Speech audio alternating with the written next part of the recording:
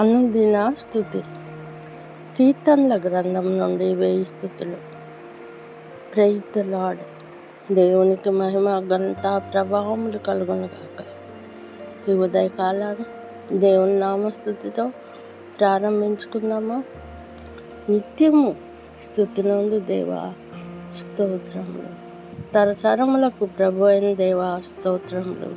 మాకు నివాస స్థలమైన దేవా స్తోత్రములు. యుగ యుగములకు దేవుడు అయిన దేవా స్తోత్రములు. నీ కృపతో మమ్మను తృప్తిపరచు దేవా స్తోత్రములు. దేవుడు తరతరాలకు దేవుడే, యుగ యుగములకు నీవే దేవుడవు నాయన. తరతరాలు మారినా మారని దేవుడవు. అన్ని సమయాల్లో ఒకే రీతిగా ఉన్న దేవుడు, కృపతో తృప్తిపరిచే దేవుడు. దేవుని కృప వల్లనే మన జీవితాల్లో నిజమైన సంతృప్తిని పొందగలము.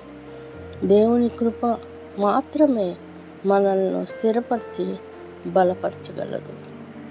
ప్రార్థించుకుందామా. కృపామేడ, ప్రేమమేడ, కృపా కనికరం గల దేవా, మీకు లెక్కలేని స్థితిలో స్తోత్రాలు చెల్లించుకుంటున్నాను నా ప్రభా నాయన.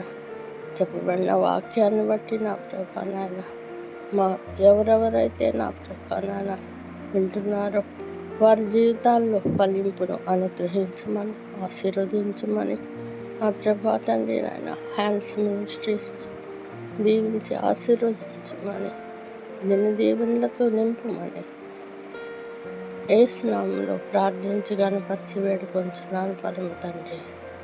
Amen, amen, amen.